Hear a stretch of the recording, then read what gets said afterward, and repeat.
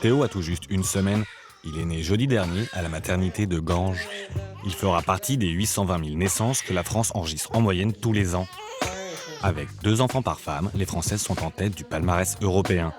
Une médaille un peu terne, la mortalité périnatale survenant jusqu'à 27 jours après la naissance s'est dégradée dans l'Hexagone.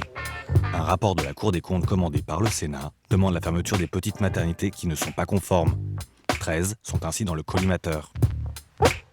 Les 13 établissements visés par le rapport ont 2 faiblesses. Situés en zone rurale, ils ont été maintenus au titre de l'exception géographique, avec une maternité à 45 minutes de voiture maximum. Et ils réalisent moins de 300 accouchements par an. Une faible activité qui ne permettrait pas de faire face à des urgences obstétriques. À Ganges, dans l'Hérault, la maternité était l'une des 13 ciblées. Mais selon son directeur, elle répond maintenant à toutes les normes, y compris en termes de personnel. La problématique de recrutement, notamment des gynécologues obstétriciens et des pédiatres, est amplifiée de par le caractère isolé de ces maternités de proximité comme la nôtre, qui font que, si vous voulez, aujourd'hui, pour arriver à obtenir un recrutement de 3 gynécologues obstétriciens, j'ai dû avoir des contacts avec à peu près 450 professionnels. Avec plusieurs freins à débloquer pour faire venir ces spécialistes. Les questions d'immobilier, d'emploi du conjoint et de scolarité des enfants. Du côté des associations féministes, l'annonce d'éventuelles fermetures de maternités de proximité fait bondir. On entend parfaitement l'argument de sécurité et bien évidemment que la vie des femmes enceintes et des nouveau-nés est extrêmement importante.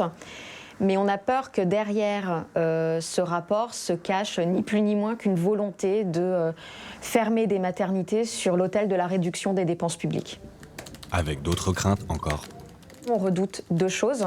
Premièrement, les femmes vivant en zone rurale, puisque ce sont ces maternités-là qui sont visées. Qu'est-ce qui va leur arriver? Il n'y a pas d'alternatives qui sont proposées pour ces femmes.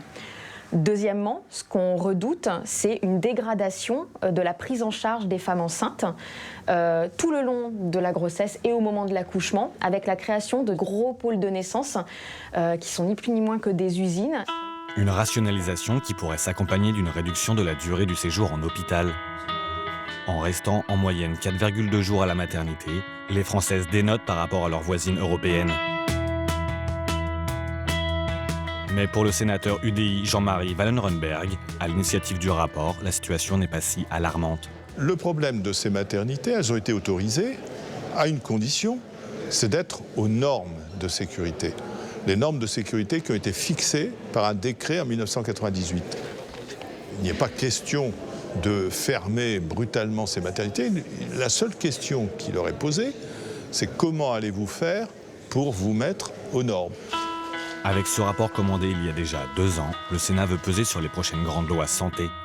Non pour fermer les petites maternités, mais les mettre aux normes. Depuis 1998, une maternité sur 5 a tout de même fermé.